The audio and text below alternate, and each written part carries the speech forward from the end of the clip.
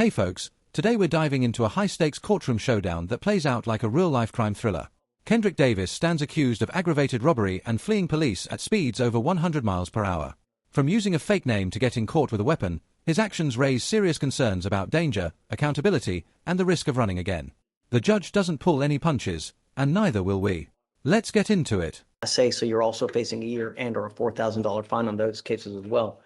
We're going to do probable cause. You have the right to remain silent. Anything you say can and will be used against you. You have the right to have an attorney present if you cannot afford one. One will be appointed to you, sir. Yes, Judge. On January 31st, 2025, the officer observed the defendant's vehicle run a red signal light at the 3400 block of Live Oak Street in Harris County, Texas. The officer further observed the vehicle completely failed to stop at a red signal light and activated his emergency equipment and conducted a traffic stop. The officer made contact with the defendant, who was observed to be behind the driver's seat of the vehicle, and the defendant stated that he does not have his identification card with him, and the defendant gave a fictitious name of Fisher Leroy, with date of birth January 1st, 2006. The officer ran the name through NCIC and found a DPS picture that does not remotely resemble the defendant. The defendant was asked if he was given the correct information, and the officer walked back to his patrol vehicle to double check, and the officer then observed the defendant exit the vehicle and sprint away despite giving him orders to stop. The officer ran after the defendant and observed the defendant get into another vehicle, the passenger side. The other vehicle drove away, and the officer gave the last direction of travel over the radio, but was not able to locate the vehicle. The officer walked back to the defendant's vehicle, secured it, and conducted an inventory check, finding a debit card inside with the name Kendrick Davis. The officer ran the name through NCIC and found a hit with a date of birth of 2/10/2003 with multiple Class C warrants, and ran a driver's license check with the defendant's picture and with date of birth. The DPS picture matched the defendant, and he was able to positively ID. And that's it, Your Honor. So I'm going to find that there's probable cause to go forward on both of your cases. The reason I'm bringing you out now is because there's no bond that's set on your cases, and we have to set you a bond. One of the things that I use to determine on what to set a bond is how dangerous you are, because I've never met you before. I don't know you. And all I know is that you've got a birthday in 5 days. So he's on bond for an aggravated robbery now, right? Yes, Judge. It's my understanding, I think it was a 2B, it looks like. I don't believe bond conditions and everything were put in place until a few days ago. Okay. So the charging instrument was filed November 13th of 2024.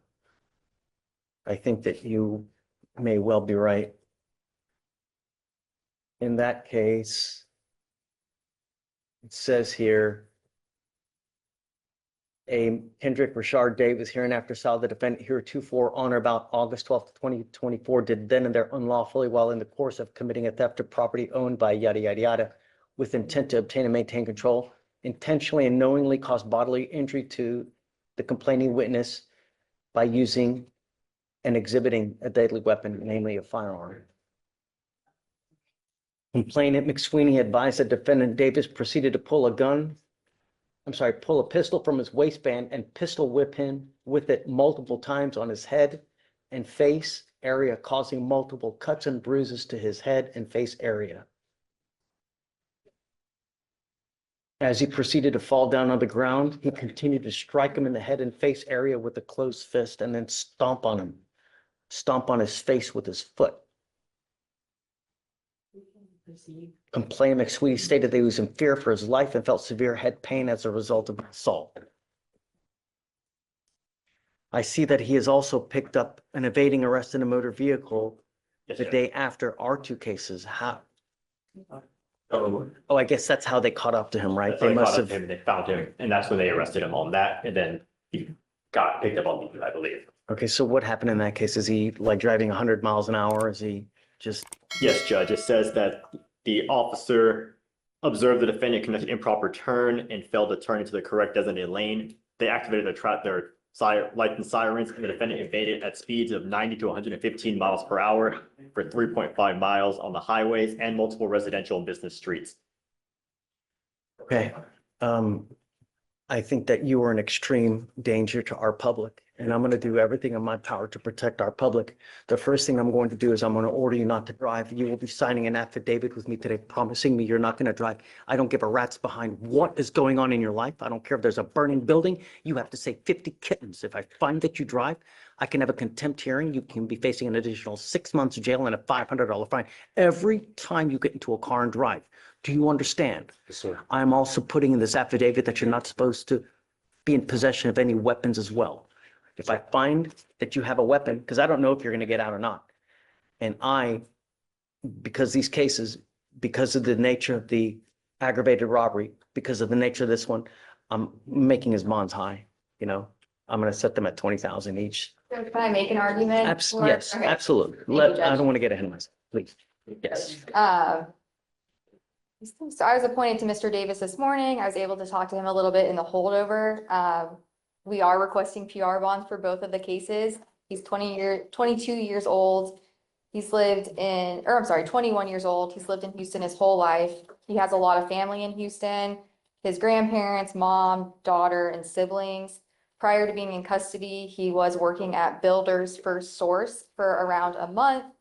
Mr. Davis also lives with his grandfather who has cancer. Mr. Davis is his caretaker, is my understanding. Mr. Davis has no savings and was found to be indigent by the court, so we are requesting a PR bond.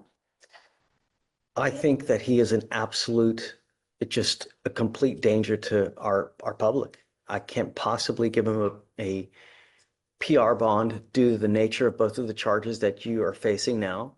I think that you're a flight risk. You've done everything in your power to evade capture. You've produced false names. So I find by clear and convincing evidence that you're an extreme flight risk. You're a danger to our community. And I'm going to set your bonds each at $20,000. I don't know if you're going to be able to post bonds, but if you do, I'm going to order you under house arrest if you do get out. And I'm going to order you to obtain a GPS monitor on your ankle. Like I said, you will be signing an affidavit with me today, promising me you're not to be in possession of any weapons and not to drive any vehicle whatsoever for any reason. If you do, I can have a contempt hearing. Do you understand? Yes, sir. The felonies are set for April 7th. I don't like to set them out too far just in case. If you want to, we can do up to 30 days. It's up to you. That's perfect. And then we'll come back. I don't know. We'll see what circumstances have changed, and then we'll go from there and just keep us in the loop. Okay, thank you. All right. I need you to sign this for me. I need him to sign bond conditions with Felicia, and then after that, it's pretty done. Okay. Can we excuse? Yes, ma'am. Thank you. And thank you. And there you have it. One case, countless consequences. Kendrick Davis's story goes beyond legal jargon. It's a mirror reflecting how society balances justice, safety, and compassion. Moments like this prove how split-second choices can shape a lifetime. If you found this video insightful, be sure to like, subscribe, and drop your thoughts in the comments. Until next time, stay sharp and stay curious.